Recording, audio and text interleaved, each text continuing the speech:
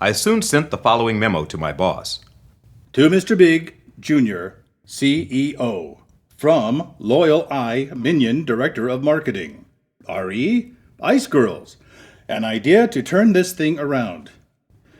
My team has come up with what we think is a great idea to boost sales. It's innovative, it's creative, it's entrepreneurial, it's Ice Girls. On-street sales consultants who can legally bring our product direct to the consumer on the street. Because we'd be hiring girls literally from the street as consultants. We can have maximum amount of control with a minimal amount of legal liability. We will garner extremely favorable press as we help find careers for the underserved youth. We will finally be able to contact our customer directly, thus capture the income formerly absorbed by the distribution network. I want to run this idea by you and the rest of the management team as soon as possible. We here in marketing are truly excited about it, but obviously we need some buy-in from all of the management team to plan if we need to decide to move ahead. As always, questions, comments are always welcome. Oh, and thanks for the suggestion on the next series of commemorative matchbook covers. Mothers of Manufacturing Titans, starting with your mother. It's a masterstroke to suggest your mother as the inaugural subject. The thought of your mother unleashed upon Denmark is one that's keeping us in marketing awake at night. Bravo, sir, bravo. I'm sure this series of matchbooks covers will be among the most popular ever. I totally agree that showing the moms behind men will do much to humanize the Danish industry and encourage people to buy locally. You really have a talent for this marketing thing, as you so delightfully put it. Well done, sir. We will begin to select the artist to do her portrait in the very near future. We have some very impressive people lined up. Excitement was running high as we prepared for the meeting where we would pitch the Ice Girls concept. My team and I swept into the meeting room confidently, our coffee cups and presentation materials firmly in hand. We ate the Danish and chit-chatted until everyone had assembled. Now, normally, meetings at the Danish match company DMC were run with a rigid protocol that made kabuki seem like an anarchist improv. Briefly, whatever department was making the proposal would present an incredibly detailed presentation, and then each of the remaining departments would nitpick it to death over a several-year period. Now, under the unprecedented threat of Finnish foreign competition, we had gotten permission from Mr. Big to try a new managerial technique called progress through confessed weakness, wherein you invite opposition and suggestions by having your opponents having to solve the problems they find. There was one simple rule. Each time an objection was raised, the person presenting the idea had to say, "That is a good point, and I thank you for raising it. This is a weakness. How would you make it a strength?" It was some idea that Monica had picked up at school, and she had convinced me to try. So we went through the basic idea of having the urban dregs serve as an on-street personal consultants. Legal was first up. As near as anyone could tell, they pretty much liked the idea of using consultants versus direct employees. They certainly seemed to be excited by the prospect of thousands of billable dollars as a whole new area of labor law that would need to be hammered out. Of course, they did have an objection. So what will they wear? There was a pause. What do you mean? I temporized. Wave clothes, I guess. Have you looked at waifs lately? By and large, they look like crap. If you're approached by one, you're going to want to run. Oh, wait. I had forgotten the only rule, and I dug out my 3x5 card. That is a good point, and I thank you for raising it. This is a weakness. How would you make it a strength? Well, we need some way to distinguish our waifs, which are deserving and should be talked with, from the other waifs, which can be passed by with a fixed smile and a mumbled, no thank you, not today, as you clutch your purse or wallet, of course. Do you have an answer? We think we do. What's that? Uniforms. Uniforms? Uniforms for waifs? What we want is something that will visually identify our waif from the run-of-the-mill waif. It's an important way to protect us from any confusion that may arise legally. We need to identify without words that our waifs are safe, and fabric is just the way to do it. So what would our personal street sales consultant uniform look like? Now, say what you will about the hidebound bureaucracy of the Danish match company DMC, but we all knew a brainstorming cue when we heard one.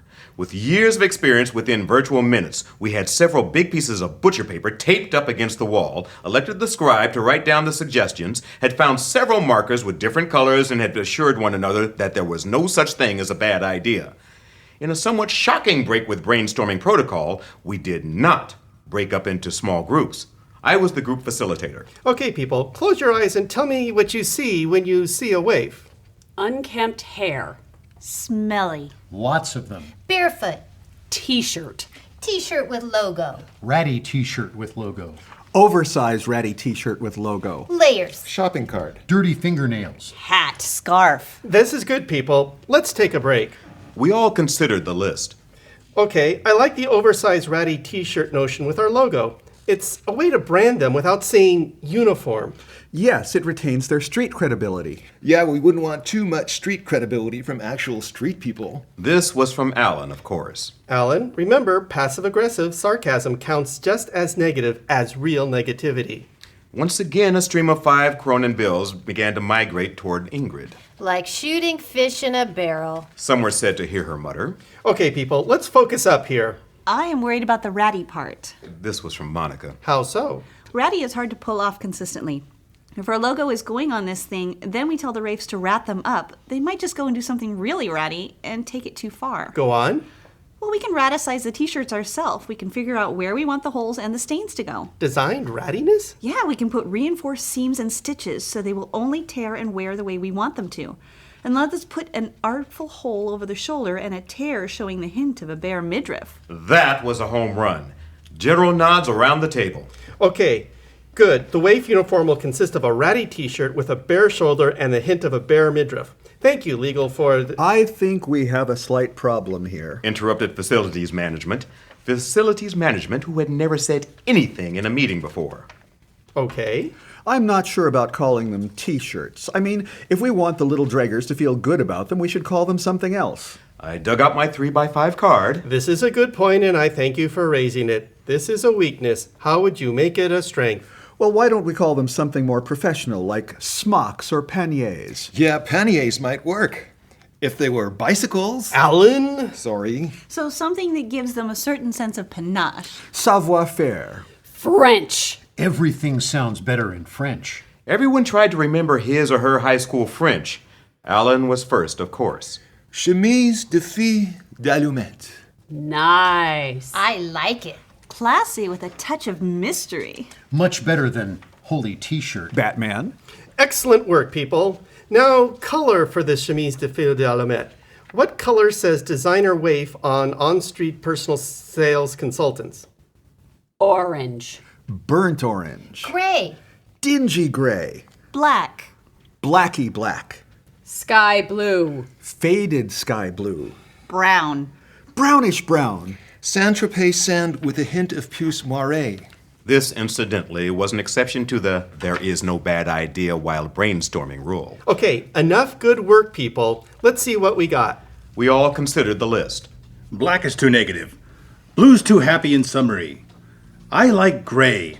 It's utilitarian. You can dress it up, you can dress it down. Dirt looks good on it. And I like the orange as an accent. It says flame and match in a subtle sort of way. It has the street look without being too obvious. Who knew Mr. Big Jr. had such a passion for color? This was the longest speech we had heard him utter since he inherited the company. Transcendental, firm, and decisive, sir. Never let it be said that I was slow off the mark when it came time to give honest feedback to the bosses. Creative suggestions, no matter how unexpected. After a beat or two, there were murmurs of agreement from around the table from those with a far more limited vocabulary of obsequiousness. Great idea, Mr. Big. Ideas, actually, sir. Neat as a wig, Mr. Big. In the ensuing silence from all people, the numbers people spoke up. I think we have a problem with the whole chemise de fille d'allumette idea. Which is... Well, they sound expensive. They had a point. By this time, I barely had to consult my 3x5 card. That is a good point, and I thank you for raising it. This is a weakness. How would you make it a strength? Well, speaking theoretically, we can change the cost matrix either by lowering the cost or raising the prices. I think if we charge... Legal jumped in and interrupted. We cut costs. How? We have someone else pay them. We sell space of synergistic and complementary products on the chemise to offset our costs as much as possible. You mean things like cigars, cigarettes, lanterns, and whale oil? Yes, there is a whole range of industries we could partner with. Damn, this confessed weakness thing really worked. The good solutions kept coming up and more people were buying into this in record time. Well, if that's all anyone has, good work, people. There is one more thing. This was personnel. Yeah? Where exactly are we going to get the waifs? Waif places? Seriously, we can call them consultants, employees, or great hairy apes, but we have to still get them from somewhere. And someone has to evaluate how they would do actually selling the matches. And someone would actually have to oversee the little dregs to evaluate their performance and pay them. Okay, people, say along with me. That is a good point, and I thank you for raising it. This is a weakness. How would you make it a strength? Well, it seems to us that this is a perfect opportunity to partner with community agencies that serve the poor. With the word partner, both legal and numbers beamed with paternal pride. Consider this. They already know the poor. They know the ones that would be good consultants. We get them on board, then we have an open source into the waif community. They also have their own PR efforts we can partner with to increase the visibility of the project. But why would they want to do something for us? Well, what do agencies that currently serve the poor need more than a general feeling of doing good, which they presumably are flush with currently? Because that is probably all they're flush with. Alan? Sorry. Well, they always seem to want cash. Exactly. We could cut them in for a small percentage of each match sold as a fundraiser for the charity, and in return, they would be the ones responsible for finding, training, evaluating, and paying the little dragger. Charities will do anything for a little bit of an income stream.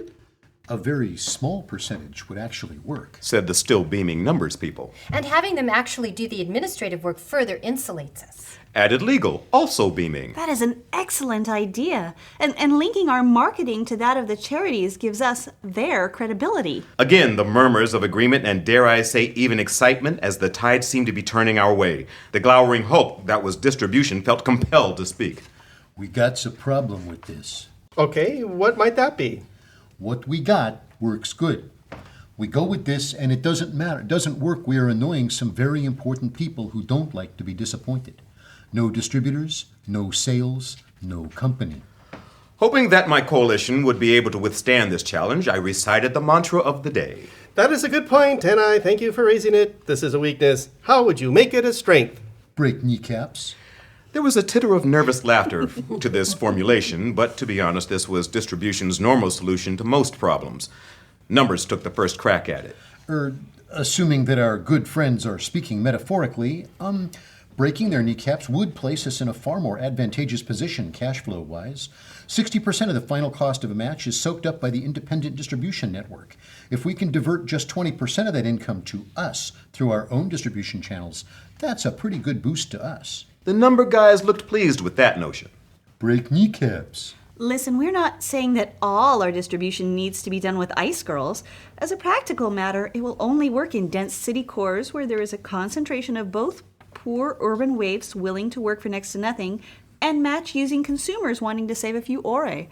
So what we are trying to set up is an alternative distribution network. Break kneecaps. We could leverage Ice Girls into significantly weakening the independent distributors. Break kneecaps. Currently, as we all know, it is illegal for us to distribute our own product, a legal position the distributors maintain only as a result of considerable subsidies to local policymakers. All heads around the table piously shook their heads in shocked disbelief at the underhanded nature of some in the Danish wholesaling sector. Subsidies we can never hope to match, let alone top. All heads around the table piously shook their heads in shocked disbelief at the high cost of legislative support from the Danish parliamentary sector. Break kneecaps.